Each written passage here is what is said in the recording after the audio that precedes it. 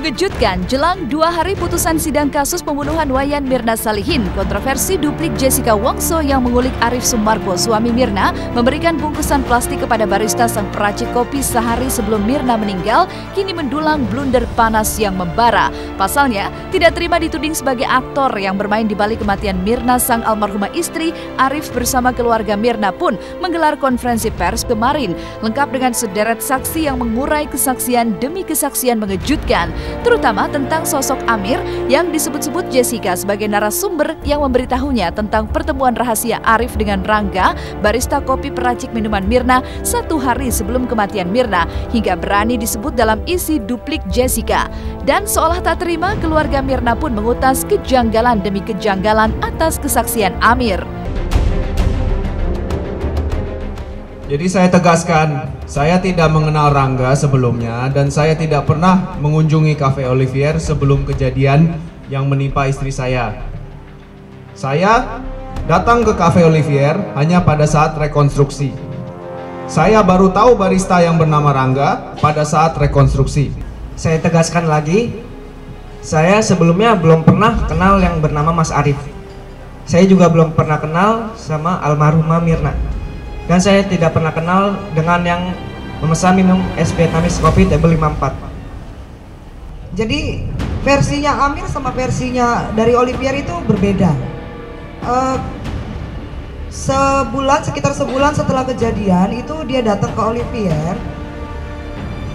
Bahkan sebelum buka ya, itu pagi sekitar setengah 11 kurang. Dia main masuk aja minta ketemu dengan yang bernama Rangga. Padahal kalau masuk itu langsung ketemu barista di depan setelah pintu masuk. Harusnya dia kalau tahu yang namanya Rangga dia bisa lihat Rangga ada di situ, nggak perlu tanya. Tak pelak, misteri di balik sidang kematian Mirna Salihin pun kian meruncing. Pasalnya, pasca disebut Mirna dalam duplik pembelaannya di sidang, kini Amir yang mengaku pernah melihat Arif, suami Mirna, memberikan bungkusan plastik kepada Rangga di tanggal 5 Januari. Tepat 1 hari sebelum Mirna meregang nyawa akibat kopi beracun sianida, konon bahkan mendatangi LPSK alias Lembaga Perlindungan Saksi dan Korban. Apa gerangan yang terjadi? Mungkinkah Amir merasa terancam sehingga meminta perlindungan kepada LPSK, sebuah teka-teki yang kian mengurai misteri. Pasalnya, berbeda 180 derajat dengan Amir, pihak manajemen kafe yang menyajikan kopi maut Mirna justru menguak kesaksian yang mengejutkan. Sampai di seberang jalan itu ada 1 buah mobil warna silver. Di sini ada 1 orang laki-laki dengan bajunya ya baju tangan dengan baju digulung, hanya los. Di depan saya ada 1 lagi, itu yang di depan saya mirip Rangga, itu 90% ke atas lah, nggak sampai 100, mirip Rangga. Di samping saya ini mirip Arif. Kemudian saya jalan terus. Memang yang mirip Arif ini ada sebuah bungkusan, ya plastik, itu warna hitam. Di depan Sarina, menyeberang dulu ada gedung Jaya di sebelah itu tahu ada gedung apa tuh? Begitu. Jadi kalau ada yang bilang di Grand Indonesia itu berbohong, saya bilang. Dia bilang ketemunya itu di lobi Grand Indonesia, yang mana Olivier itu adalah di sebelah lobi. Dia sampai tunjuk di lobi sebelah situ.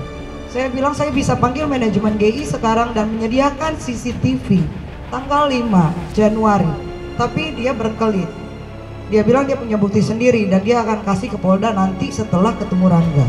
Dia bilang Rangga itu diberikan uang 140 juta transfer. Makanya saya minta floor manager dengan Pak Teddy untuk mengecek rekeningnya Rangga saat itu juga. Kalau dia bilang itu ada di plastik hitam uangnya, dari mana dia tahu itu isinya 140 juta? Yang aneh lagi, kenapa ke LPSK? LPSK ini kamu keancam siapa? Saya welcome. Kamu datang, saya bilang saya kasih hadiah besar. Kalau memang betul Arif ini membunuh si Mirna, ya toh, biar kita habisi Arif kalau perlu, karena dia yang bunuh Mirna kalau gitu, ya kan? Sekarang kalau nggak ada bukti, siap-siap aja Pak Amir, ya. Mau tak mau, keberanian Amir mengutas kesaksian tentang Arif suami Mirna pun menjulangkan tanda tanya besar. Mengapa ada begitu banyak versi dan kejanggalan di balik cerita kesaksian Amir? Jika rekan kerja Amir bahkan sempat menyaksikan bahwa Amir menebar kesaksian tanpa bisa memberikan bukti nyata, benarkah ada motif imbalan materi untuk membela Jessica di balik aksi kesaksian Amir? Waktu itu saya dengan Pak Ajis ada acara setijab mau liputan di Mabes Polri, ketemu dengan Pak Amir. Nah, waktu itu Pak Amir bercerita dengan kita bertiga. Dia bicara, saya tahu pembunuh Mirna. Saya jawab, Pak Amir, apa buktinya? Ternyata dia bilang dari orang tua. Saya bilang orang tua itu siapa? Ya orang tua hebat. Nah, saya garis miring kesimpulan dia berarti dari paranormal. Nah, saya tanyakan lagi, oh kalau begitu Pak Amir jangan asal sembarangan, kita sebagai jurnalis harus jelas, akurat, dan akuntabel. Ternyata tidak ada buktinya. Nah, karena bertemu dia bercerita begitu, maka Hidayat memberitahukan kepada Jessica, Jess ada berita begini. Nah, Jessica bilang, loh kalau begitu saya harus sampaikan dong kepada majelis hakim sesuai dengan permintaan hakim. Jadi akhirnya dia sampaikannya lah itu. Tapi karena itu kan bentuknya itu adalah bentuk rekaman, maka kami bantu menggantinya tadi malam. Dibacakanlah itu oleh Hidayat. Jadi ada fakta itu. Tapi apakah benar ceritanya Amir? Kita pun nggak tahu. Kita nggak berpretensi apa-apa dengan itu. Itu kan bukan bukti perkara. Makanya kan hanya informasi yang diminta oleh hakim. Diterima bisa, tidak diterima juga nggak apa-apa. Tolonglah Pak Oto, jangan membuat sesuatu yang didramatisir seperti ini. Ini maksudnya mau mempengaruhin yang mulia majelis hakim, percuma. Jessica, kebohongannya sudah cukup membuktikan bahwa dia memang pembunuh berdarah dingin. Ya, tidak diakuinya CCTV yang dilakukan konstruksi sampai 2 kali oleh polisi. Ya, menghina polisi, menjelek-jelekan polisi, ya. Membuat bingung jaksa yang nanya, diputer-puter sampai pada naik darah semua.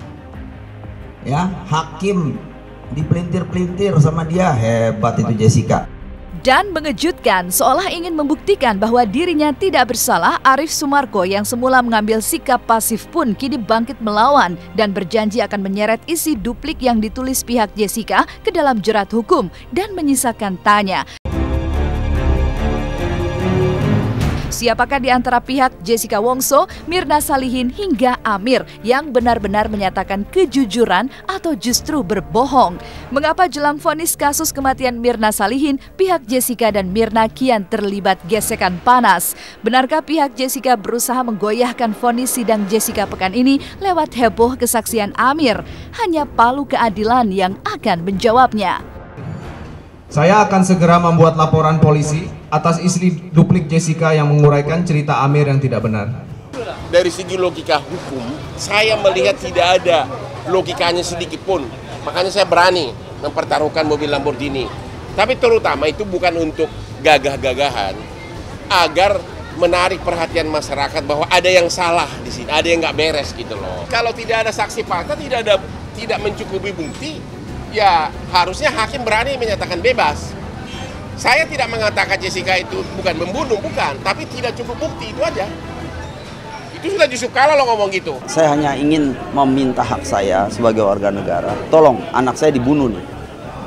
Bagaimana negara mensikapinya? Kalau saya main uang segala macam, saya udah ditangkap dong KPK, kasarnya gitu. Iya kan? KPK teliti loh. Jadi mudah-mudahan di sini majelis hakim yang mulia menunjukkanlah ya jalurnya nih bahwa Indonesia masih punya loh hakim, majelis hakim yang hebat-hebat, yang tidak takut karena keberanian atas nurani dia menyatakan yang sebenar-benarnya